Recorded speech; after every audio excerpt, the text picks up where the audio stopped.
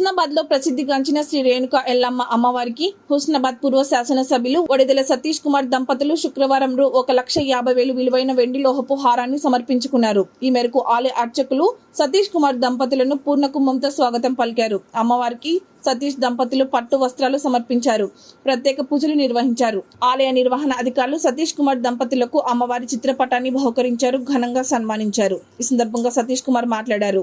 రేణుక ఎల్లమ్మ వారికి తమ హారాన్ని సమర్పిస్తామని గతంలో మొక్కుకున్నామని, ఆ మొక్కులు చెల్లించుకున్నామని చెప్పారు. హుస్నాబాద్ నియోజకవర్గ ప్రజలు సుభిక్షంగా ఉండాలని అమ్మవారిని వేడుకున్నట్టు ఆయన వివరించారు. ఈ కార్యక్రమంలో ఇంద్రనీల్ బాబు, మున్సిపల్ చైర్పర్సన్ ఆకుల రజితా వెంకట్, వైస్ చైర్పర్సన్ అనితారెడ్డి, హుస్నాబాద్, అక్కన్నపేట, కొహెడ, చిగురు మామిడి, సైదాపూర్, భీమదేవరపల్లి, ఎల్కతూరి మండలాలకు చెందిన బీఆర్ఎస్ బాధ్యులు మరియు మాజీ ప్రజాప్రతినిధులు, నాయకులు, కార్యకర్తలు తదితరులు పాల్గొన్నారు. రావడం జరిగింది.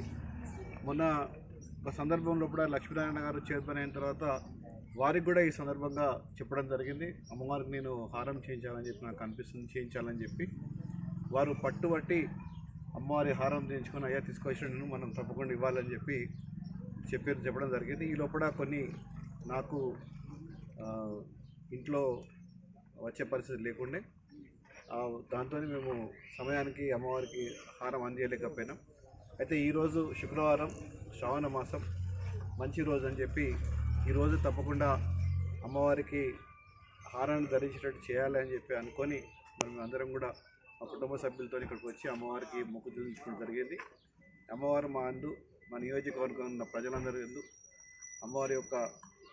వారి యొక్క ఆశీస్సులు, అదేవిధంగా ప్రతి ఒక్క కార్యక్రమం లోపల దిగ్విజయంగా ముందుకు పోయేటట్టు వారు ఆశీర్వదించాలని చెప్పి, ఈ ప్రాంతం అంతా కూడా సుభిక్షంగా సంతోషంగా ఉండాలని చెప్పి అమ్మవారిని కోరుకుంటూ, ప్రత్యేకంగా ఈ సందర్భం పెట్టవలసి వచ్చిందంటే మా నాయకురాలు కవితకు కూడా ఈ మధ్య లోపలనే బెయిల్ ద్వారా వచ్చింది కాబట్టి అమ్మగారు తప్పకుండా అందరూ కూడా చాలా గొప్పగా మా అందరిని ఆశీర్వదిస్తారని చెప్పి నమ్మకం కూడా నాకు ఉందని తెలియజేసుకుని అందరూ కూడా ఉదయపూర్వక నమస్కారం.